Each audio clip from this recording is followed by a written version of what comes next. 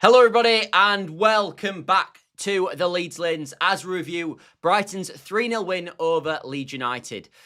Well, that was not particularly enjoyable. That sort of felt like a bit of a reality check about what division we're playing in, about the level of this league. I think we got shown a lesson today about sort of Brighton are a fantastic team. Look, they've got fantastic players all over the pitch, tons and tons of quality.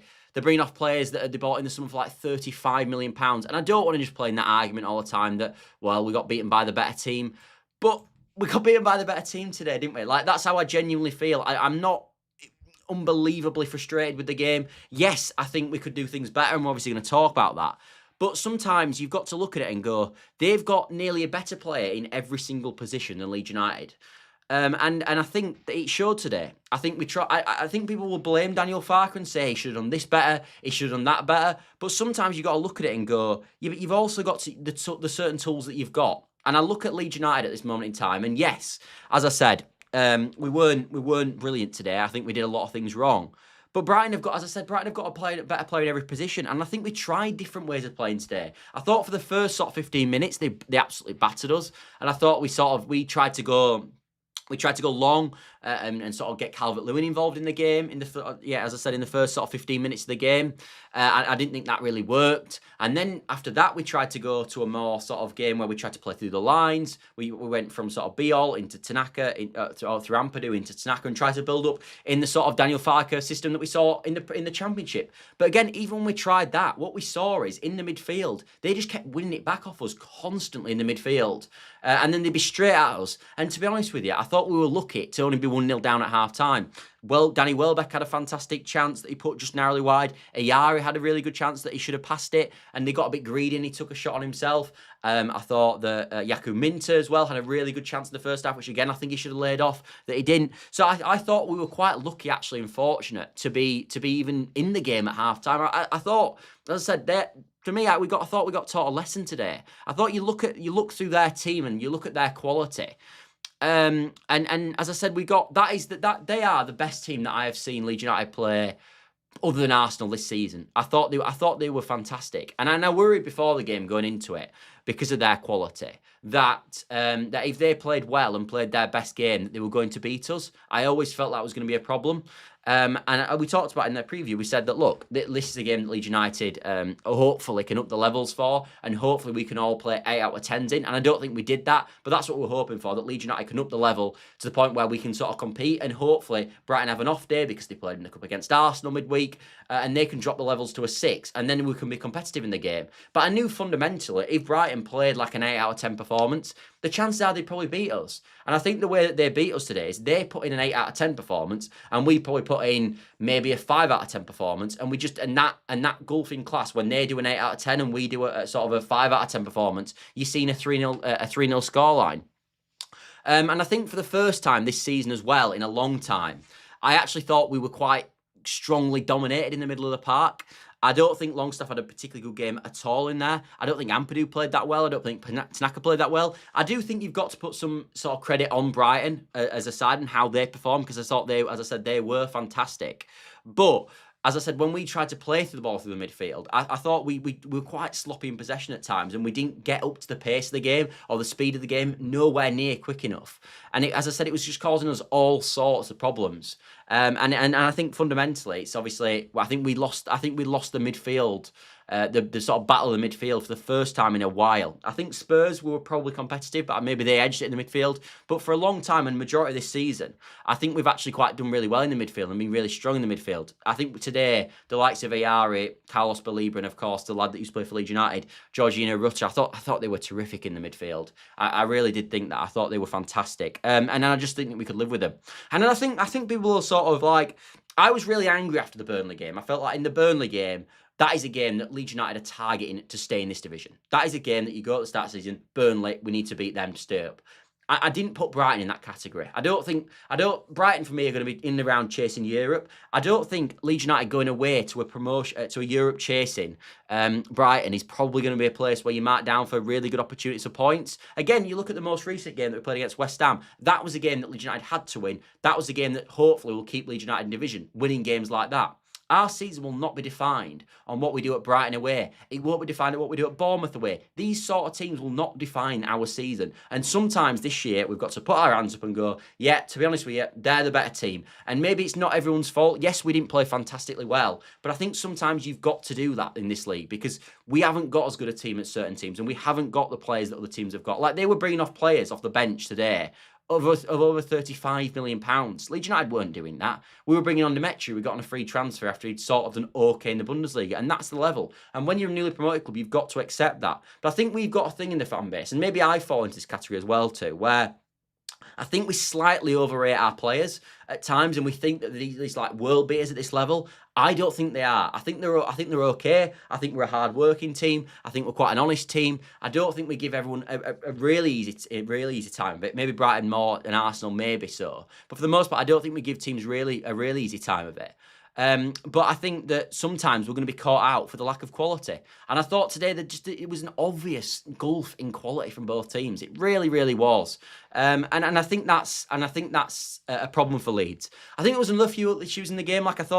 I think one of our main strengths this season at getting out in games like this has been Calvert-Lewin and his ability to win headers up there and sort of hold the ball up. I don't think he held one ball up today, Calvert-Lewin, at all. I really don't think he held up the ball once, which I don't think helped us. I think that was probably Calvert-Lewin's worst game in a Leeds shirt, if I'm being totally honest. That's where I was it. I think naturally in the first half, I think the ball got swished across from Bogle, and that's where you want Calvert-Lewin at the end of it. But that's always been his issue. Can he score goals? But I've never critiqued him for his hold-up play. It's always been fantastic. But we see today, when his hold-up play isn't fantastic, the problems that obviously Leeds United have. And as I said, that was apparent to me. We just as soon as he lost it was straight back on us again, and the problems kept compiling. Easy says, and I thought he'd probably have a different opinion to me, Easy, but that's absolutely fine. That's what this channel's obviously about. Carry on making excuses for Farke and his defensive, fearful tactics. Scott, I don't mean this in a bad way, but you don't really know how... you don't really know much about football because you don't see how bad Farke is. Well, I mean, look, this is a game of opinions, Easy. So, I respect your opinion. It'd be nice sort of sometimes if people could respect like mine. I don't see... right, I'll tell you why I don't think Farke's accountable in this particular game. We started the game by going long. We played really compact in the first 15 minutes. We almost looked like we didn't come out the traps, and I thought we weren't aggressive enough in times, and maybe you could argue that was a Farke issue. But I think the ball, what I felt in the first 15 minutes is we tried to play long and be compact, almost like we did in the second half against West Ham. That didn't work at all. They just played through us, and they basically battered us for 15 minutes. I thought then we tried to change approach. I thought we tried to play through the lines, as I said, getting it to Beal, get it into Tanaka, get it forward. I thought that's what we saw in the second half, in the first half. It's the second half of the first half. And again, that didn't work either, because what we ended up happening is, as we're trying to play through them, we just lost it in midfield, and they came straight back at us and and then was straight on goal really with an overload constantly in attacking areas. So both the tactics in the first half didn't work at all.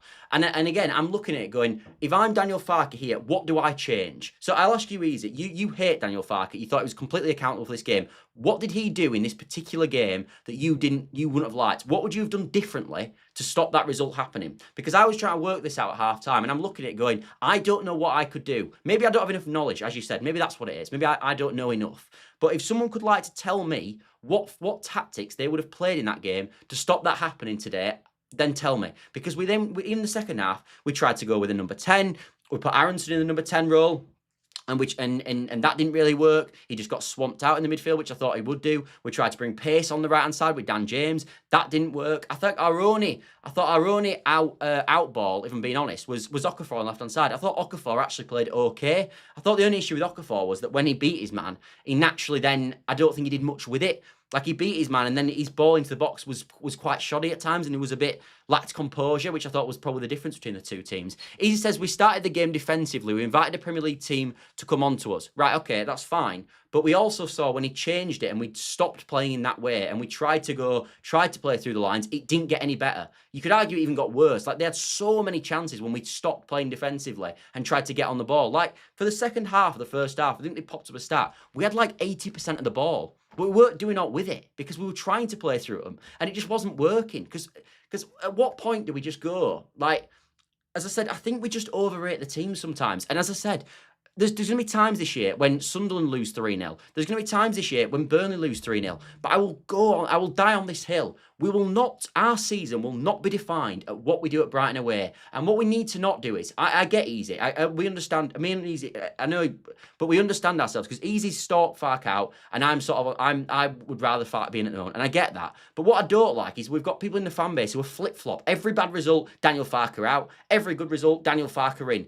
Pick your side. If you're Daniel Farke out, fine. But be Daniel Farke out. But what I don't like is every good result, brilliant, everything's brilliant. And then every bad result, everything's crap. That's what I don't get. Because I actually thought in the West Ham game, I've been totally honest, and I said this after, and I said this on the show after, I thought we were poor in the second half. I didn't think we played that well at all in the second half. Saying if you don't share my opinion, you know nothing about football is an absolute... I can't say follow that, but I think that's I think the whole point. What I want to create on this channel is obviously a channel where we all accept each other's viewpoints. But saying I don't understand football because I don't agree that Farke should be sacked, I think slightly unfair. I must admit.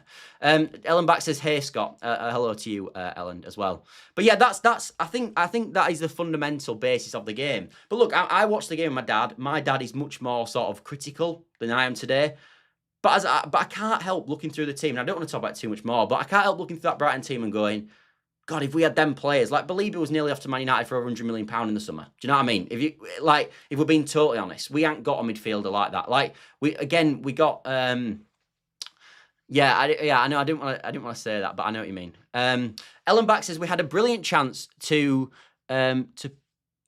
pre-up a dangerous free kick into the Brighton box in the first half, but we passed backwards to keep possession. Just sums us up. Yeah, I thought that was a poor play. Yeah, I agree. I thought that was a poor play, Ellen Back. I said at the time, actually, when we won that foul, that this ball just needs to go straight in the box, because I didn't really get that. Like, we've got BL on the pitch, we've got Road on the pitch, we've got Calvert-Lewin on the pitch. We've got all these tall players, and we've built a team that's physically capable. That is what we've built into, and that's what's worked for us. So the fact that we didn't put that ball in was odd. And I also thought, if we're being totally honest, I talked about Longstaff, and I thought he had a poor game in general. His set-piece delivery today was atrocious, wasn't it? It was so bad. I felt like we needed a new set-piece taker all over a sudden. Like, I don't think he put in a good corner all day. He had a free kick in the first half, I think you remember as well, that he's blazed over the bar. He had a really, really bad game. And I think when you're looking at maybe changes that we have to make for the next game, I am looking at Stack and thinking, when he came on, he looked better, didn't he? He looked better, in my opinion.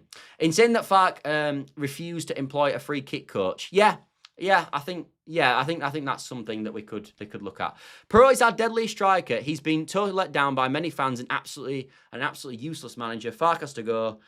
He's had his chance. Well, unfortunately, you're not in the boardroom, so he's not gonna. He's like, truthfully, with this Farke situation, by the way, he ain't gonna get sacked. Like, we've just beat West Ham at home. We're not in the bottom three, regardless of what people think and regardless of how good we think we should be. If Leeds United are not looking like they're going to get relegated, he won't be sacked. And people might go, we are going to like we're going to get relegated, but that ain't going to happen. Like, there's just no way. I got a message in that second half from someone I know saying that, oh, that's it for Farke. It's not. Like, there's just no way he'll be sacked. It wouldn't have changed the result, but I'm not sure why he didn't put Perot on once we went 2-0 and certain 3 down. I can't see when Farke will ever use him if not today. Yeah, I don't think he will. I think Perot should leave in January, if I'm being honest. Perot will not play for this football club at all, hardly, this season. Regardless of what people think, he won't play. And I think there's this idea with Perot that if he was playing, we'd score loads more goals and he'd score loads of goals. Perot wouldn't have scored today. He wouldn't have scored against West Ham. He wouldn't have scored. We last year played 46 games in the Championship and created bags and bags of chances in every single game that we played. Every game last year we played, created tons of chances. Perot scored 19 goals, which is fantastic. But I think if you've got any competent striker, they'd probably scored 19 in the Championship, if I'm being totally honest. Because I don't even think his movement's that good. Perot, if you put him one-on-one, he'll probably score. I agree with that. But his all-round game, he's always awful. He doesn't hold the ball up properly, like we talk about. He's not physically strong enough. He's not quick enough. He's not fat. All these things, he's not good enough. And as I said, I don't think it made a damn bit of difference if Perot had been playing today. In fact, it would have arguably been worse. In fact, it probably wouldn't have been, because I thought Calvert-Lewin had a shocker. But as I said, that won't change. Farke will be sacked, Scott, and when he is, you'll change your tune. Well, I'll change my tune when I think that Daniel Farke should be sacked. But I'm not being baited into Daniel Farke being sacked because I just don't think he should be.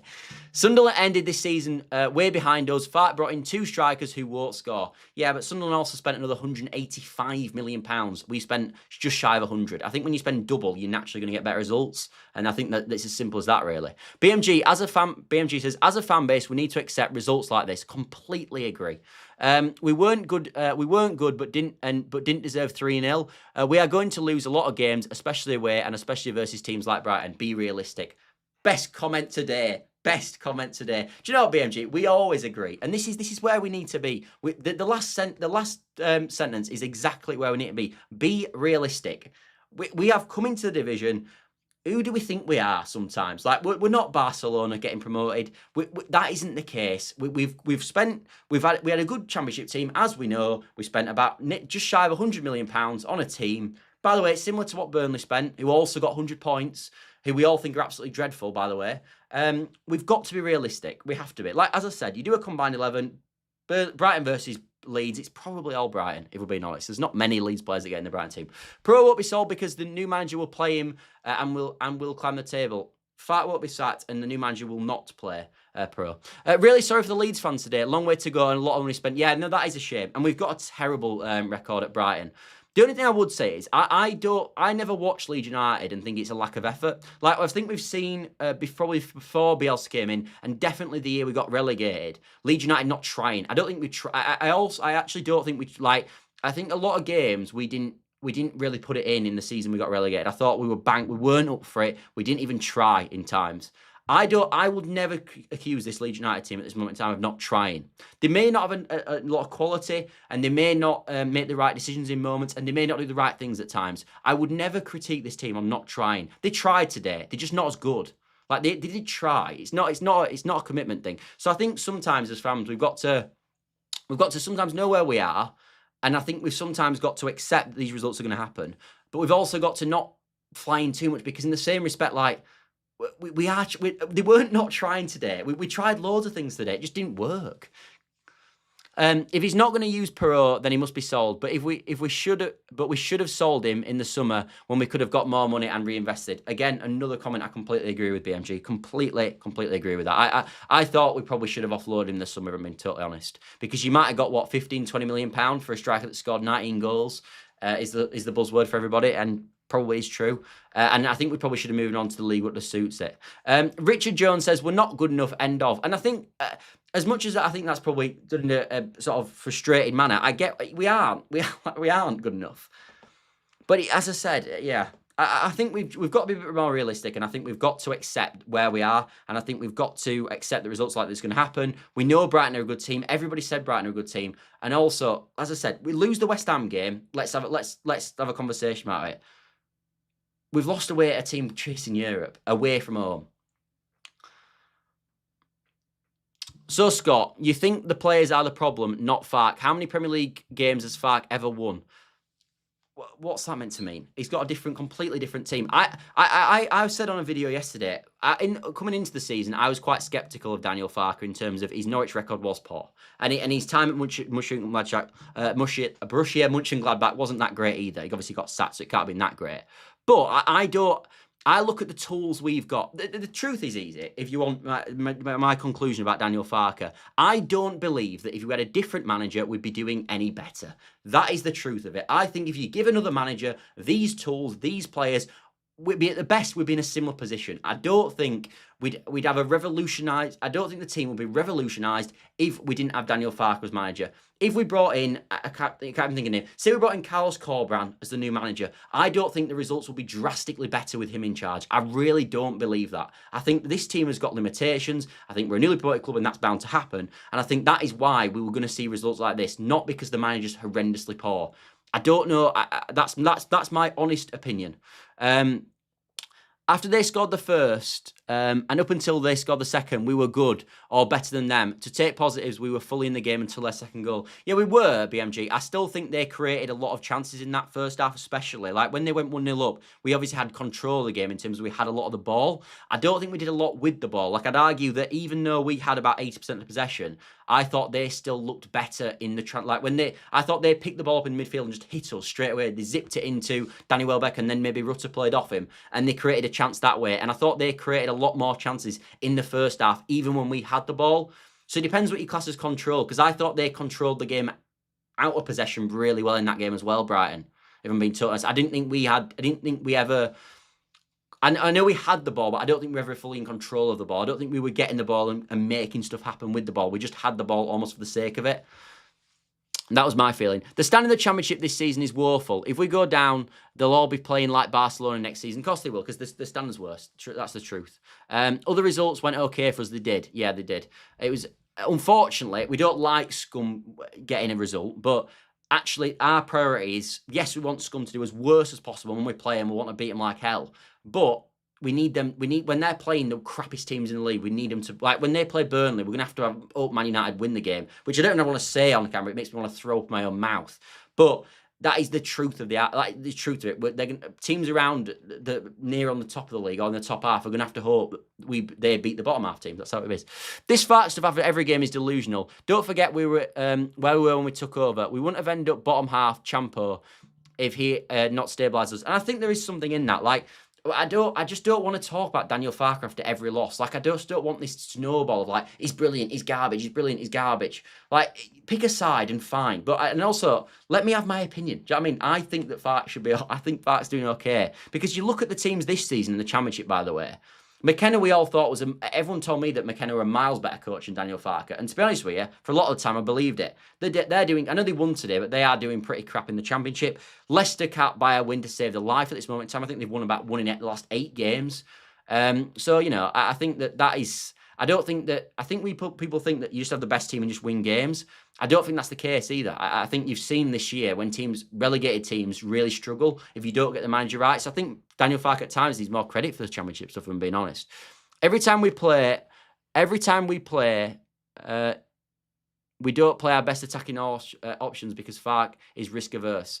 So he plays Calvert-Lewin over Perot because he's risk averse. I honestly disagree. Anyway, I do feel like we're going around in circles a bit, so I'm just I'll do the player ratings and then we'll sort of jump off. It looks to me like West Ham, Wolves, Forest, and Burnley are the bottom 4 teams that will be fighting with to stay up. Exactly, and that's why I was so frustrated in the Burnley loss. Like my video from the Burnley loss compared to this one is very different.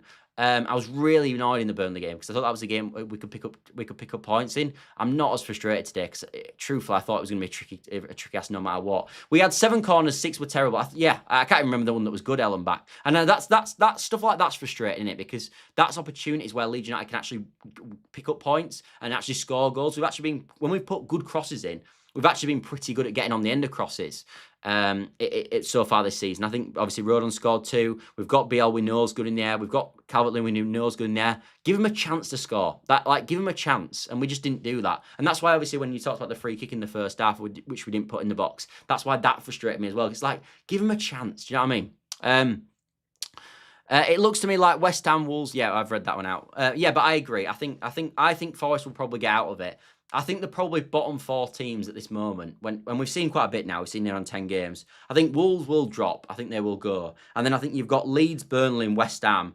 I think 2 of them 3 will probably go, if I'm being honest.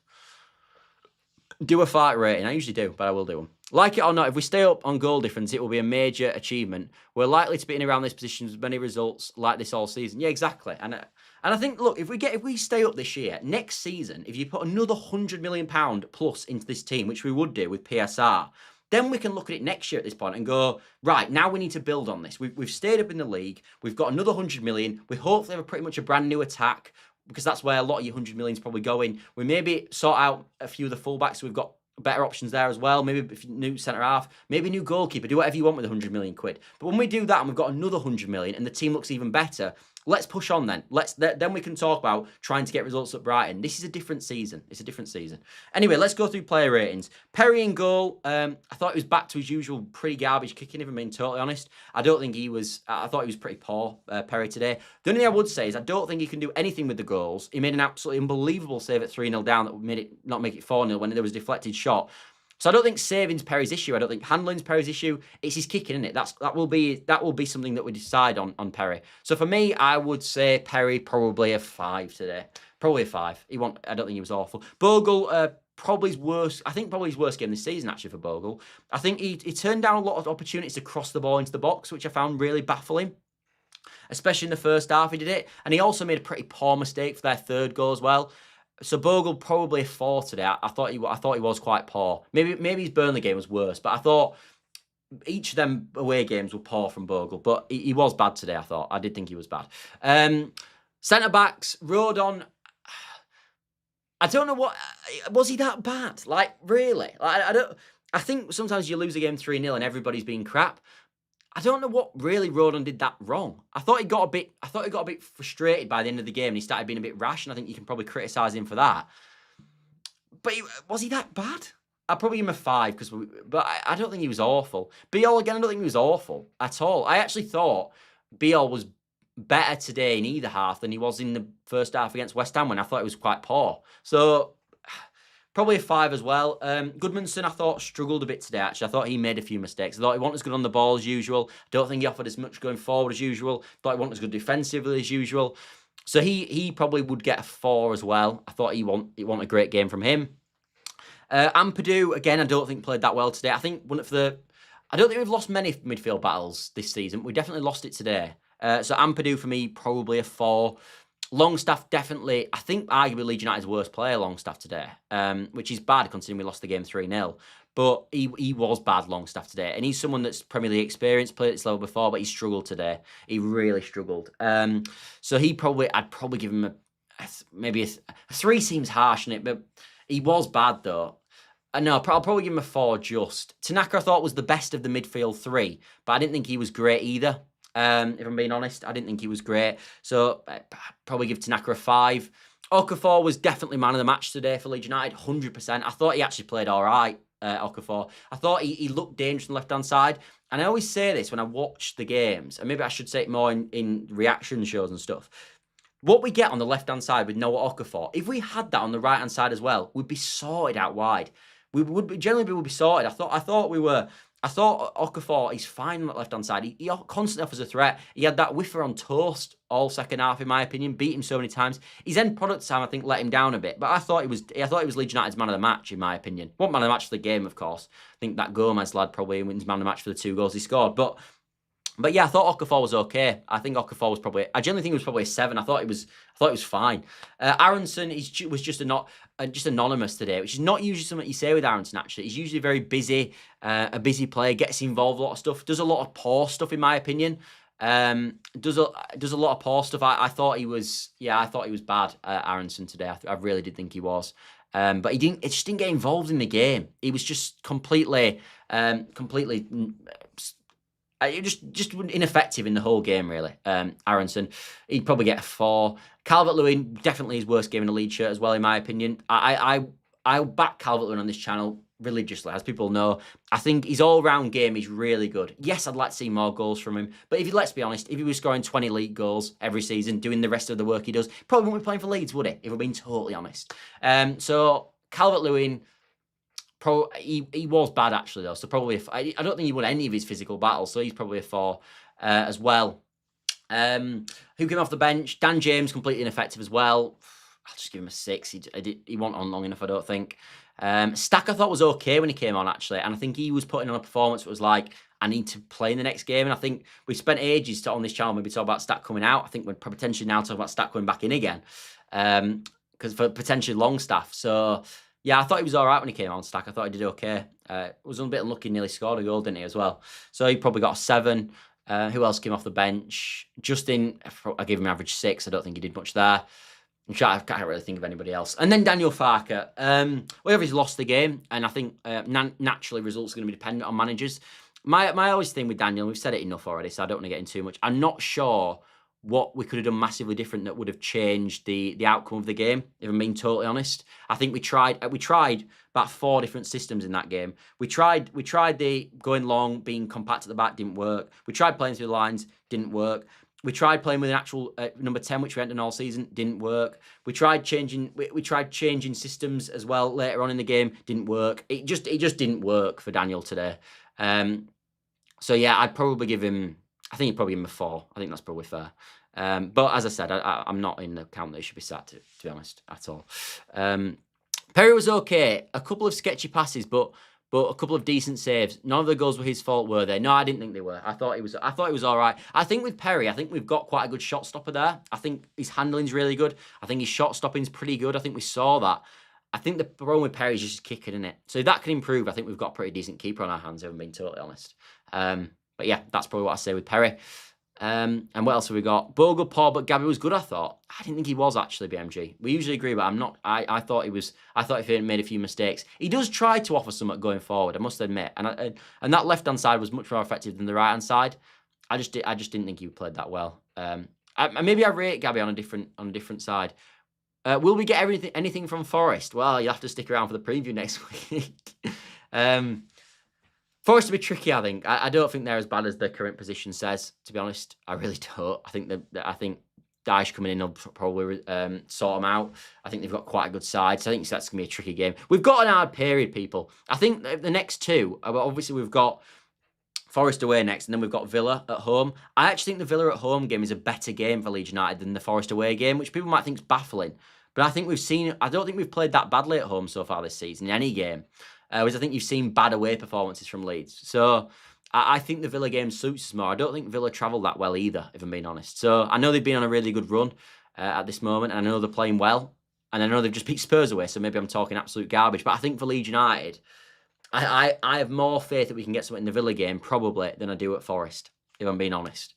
Even though the league position says what it says. I don't blame the players. As for Lancaster was our best player, I just disagree. We've disagreed a lot today, Easy. We usually do agree on players, but we've disagreed on that as well. Anyway, right, I'm going to wrap up the show there. I hope you've all enjoyed the show. I think some of you have, but probably some of you haven't as well.